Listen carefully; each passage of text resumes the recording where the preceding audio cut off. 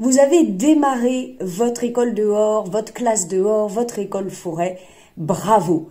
Maintenant, on va se poser la question de la progression. En effet, comment savoir si l'on va dans le bon chemin? Quid de la sécurité? Mon lieu est-il finalement adapté? Quels outils pédagogiques est-ce que j'utilise et quelles seraient les bonnes idées, les bonnes pratiques à avoir dans ce sens?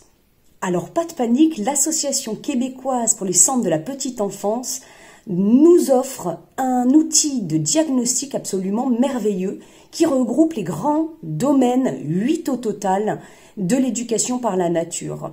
Vous allez pouvoir télécharger ce questionnaire d'évaluation, d'auto-évaluation sous la vidéo et je vais vous mener pas à pas dans la réalisation de celui-ci. Attention, le questionnaire est donc à destination des centres de la petite enfance québécois, ils vont s'appeler SGE, mais c'est quelque chose qui peut tout à fait s'adapter, quelle que soit votre structure et le pays où vous résidiez. Alors cet outil d'autodiagnostic a été réalisé pour les services de garde éducatifs de la petite enfance au Québec, mais il est tout à fait utilisable où que vous soyez et quel que soit le service dans lequel vous travaillez.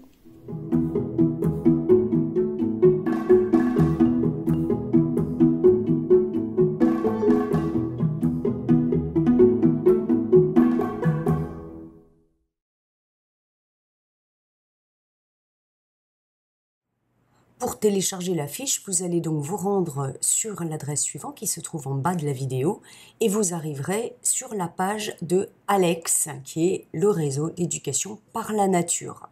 Vous descendez en bas de la page en téléchargeant bien sûr, si vous ne l'avez pas déjà fait, leur cadre de référence qui est une mine d'or.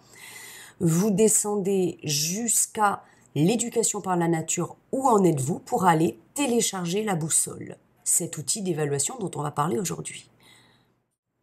Voici le document qui s'ouvrira sous vos yeux. Vous voyez tout de suite que vous avez 8 onglets en bas de la page et ces 8 onglets de couleurs différentes caractérisent les 8 domaines qui vont être analysés. Donc vous lisez bien précisément les instructions et ici vous voyez représentés donc ces 8 piliers de l'éducation par la nature.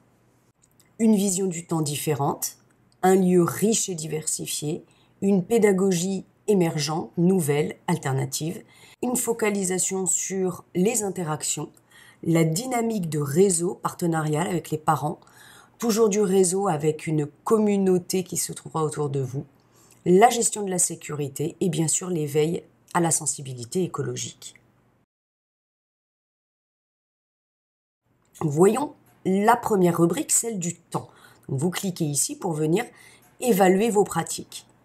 Donc bien sûr, nous n'allons pas faire l'évaluation ensemble, mais on va balayer rapidement chacune de ces catégories. La première porte sur la récurrence et les temps longs.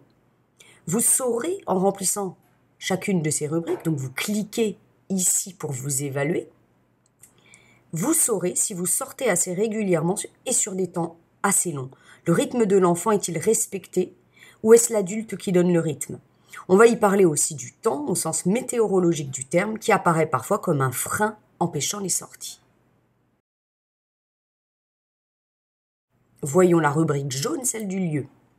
Cette rubrique vous permettra de diagnostiquer votre lieu. Est-il assez proche du centre? Les espèces végétales et animales sont-elles diverses? Y trouve-t-on assez de matériaux naturels à utiliser lors de vos séances d'éducation par la nature? Votre lieu doit inviter les enfants à l'exploration. Je vous en avais parlé dans une autre vidéo dans laquelle je vous invitais à regarder votre environnement avec les yeux d'un enfant. C'est ainsi que l'on repère les éléments de nature attirant la curiosité des enfants. Ça nous permet ensuite de savoir quels éléments de nature utiliser comme vecteur d'apprentissage. Troisième rubrique, celle de la pédagogie. Il va s'agir ici de laisser la place à l'enfant. La pédagogie par la nature est centrée sur l'enfant et ses besoins, le jeu et l'exploration de son environnement. On observe les enfants afin de repérer leurs centres d'intérêt et les utiliser comme appui pour construire nos séances dehors. En répondant aux différentes questions dans cette rubrique, vous saurez si vous laissez assez de place au jeu libre et si vous vous appuyez assez sur les idées des enfants dans la planification de vos séances d'éducation par la nature.